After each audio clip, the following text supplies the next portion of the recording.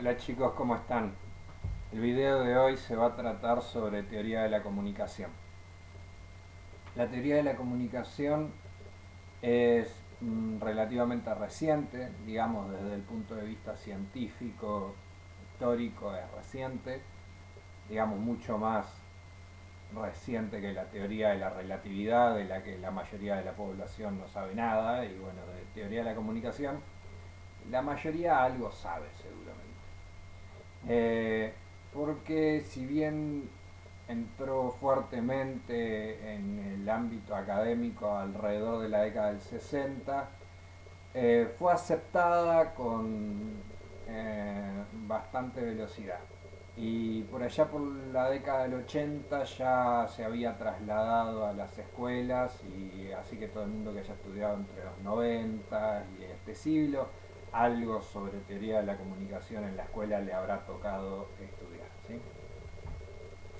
Bien, em, representó un cambio de paradigma bastante importante dentro de la lingüística, porque la lingüística hasta el siglo XIX, digamos, se ocupaba mucho de el principio de lo que es la corrección, ¿sí? Cuál es la forma correcta de hablar, la forma correcta de escribir, en ese sentido la fonética correcta de cada idioma, la sintaxis, la gramática, la retórica, todo lo que podríamos clasificar como hablar bien o mal, escribir bien o mal.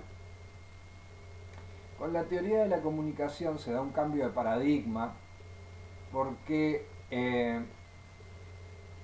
pasa a ocuparse eh, de lo que serían las situaciones comunicativas reales, o sea, lo que es la pragmática, qué es lo que ocurre en la práctica cuando las personas utilizan el lenguaje. ¿Sí?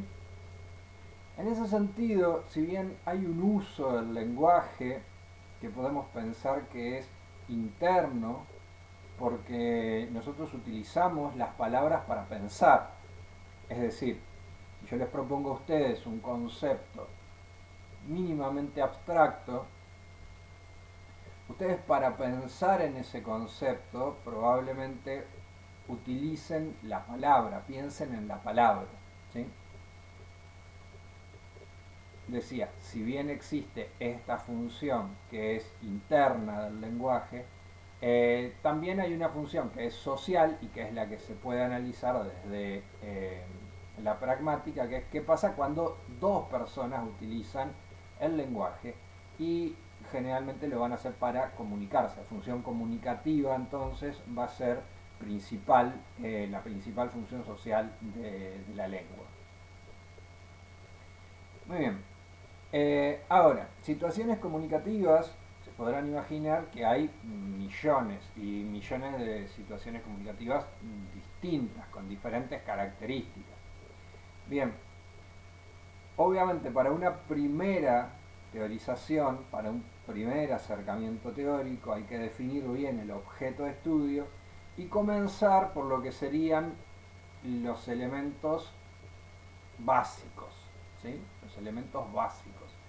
eh, Tratar de abordar un fenómeno en toda su complejidad en un primer acercamiento teórico está destinado al fracaso.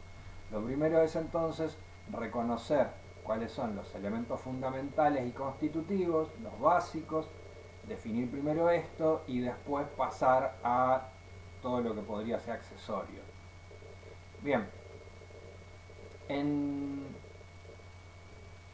esa primera teorización, entonces, nos vamos a encontrar con un esquemita que ustedes tienen que haber visto, ¿sí? Que es el esquema de los elementos básicos de la comunicación, a partir del cual después Roman Jakobson hace también el esquema de las funciones del lenguaje, ¿sí? El lingüista ruso Roman Jakobson. Esto, para que se hagan una idea, les estoy hablando de 1958, por eso les digo es relativamente reciente hablando en términos históricos, ¿no? Eh, Bien, y ese esquema de la comunicación lo que pretende es sintetizar y esquematizar ¿cuáles serían los elementos básicos de una situación comunicativa sin los cuales no habría comunicación posible? Entonces tenemos el emisor, el receptor, el código, el canal, el mensaje, el referente. Y en algunos esquemas van a encontrar que se agrega el contexto, a veces contexto y referente se ponen juntos. Fue una teoría que ha tenido un desarrollo, ¿sí? Una evolución teórica a lo largo del siglo XX y lo que va al XXI, así que no van a encontrar el esquema siempre exactamente igual, ¿sí? Que se le fueron haciendo cambios. Pero bien, eso sería básicamente. Obviamente, a ver, yo tengo, el emisor es el que emite el mensaje. Si no hay nadie que emita un mensaje, no hay comunicación. Entonces esto tiene que ser un elemento básico, tiene que haber alguien que emita el mensaje, porque si nadie lo emite no hay mensaje, si no hay mensaje no hay comunicación. Listo. Tiene que haber alguien que reciba el mensaje, porque si nadie recibe el mensaje, que sería el receptor, ¿no? Porque si nadie recibe el mensaje, bueno, entonces tampoco habría comunicación, ¿sí? Si estoy yo hablando solo, en realidad no me estoy comunicando con nadie. Ahora estoy hablando solo, pero se supone que ustedes después de este video lo van a ver. Se supone que ustedes después de este video lo van a ver. Entonces no estoy hablando solo, sino que hay una situación de comunicación diferida. Yo estoy hablando solo ahora, pero con la esperanza de que ustedes me escuchen en otro momento. Bien. Emisor, receptor es fácil, porque la palabra recibir todo el mundo la usa y forma parte de nuestro vocabulario cotidiano.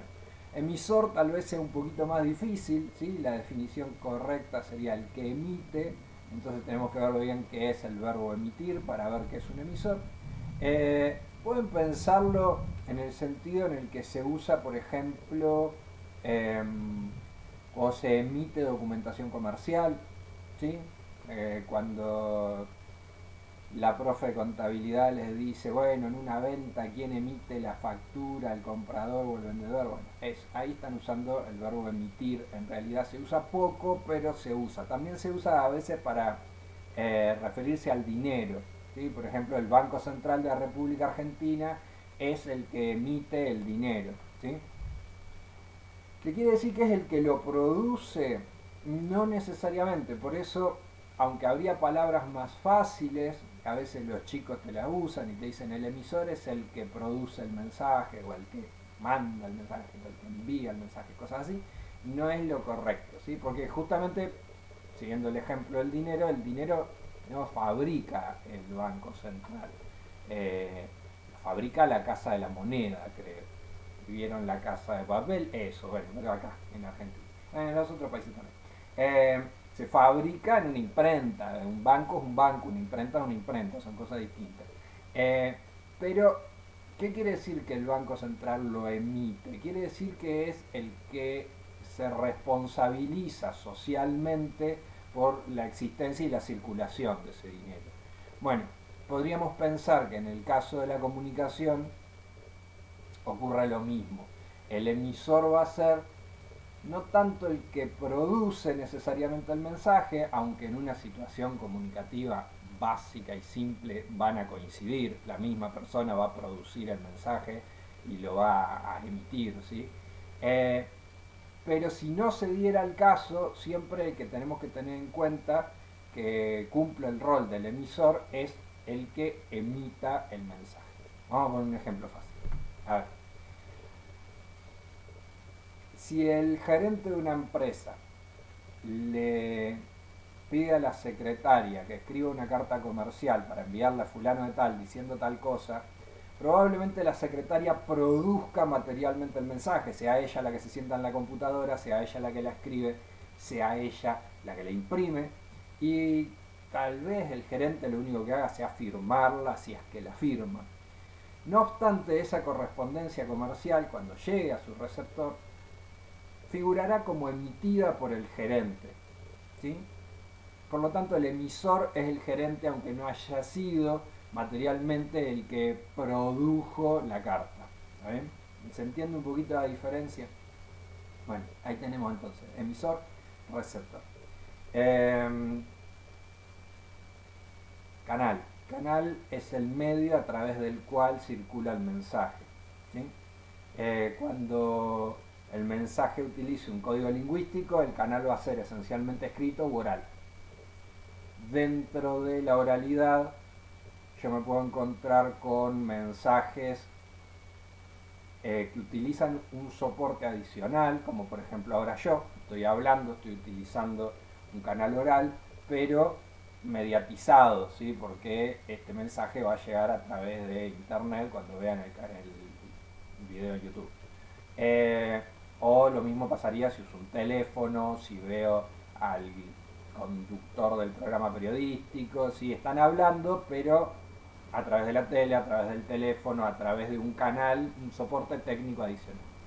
Bueno, ese soporte adicional en la escritura va a existir siempre, ¿sí? Lo que yo escribo, lo escribo en algo, lo escribo en WhatsApp, lo escribo en un libro, lo escribo en una carta, lo escribo siempre en algo. Entonces, cuando analicen el canal en un caso de comunicación escrita siempre va a tener un soporte adicional que voy a tener que indicar. Emisor, receptor y canal, vamos. Bien, el contexto va a ser la situación comunicativa, o sea, el momento y el lugar en el que se produce la comunicación. También influyen sobre el contexto la relación que haya entre los hablantes. Esto va a determinar si utilizo un registro más formal o más informal. ¿Está bien?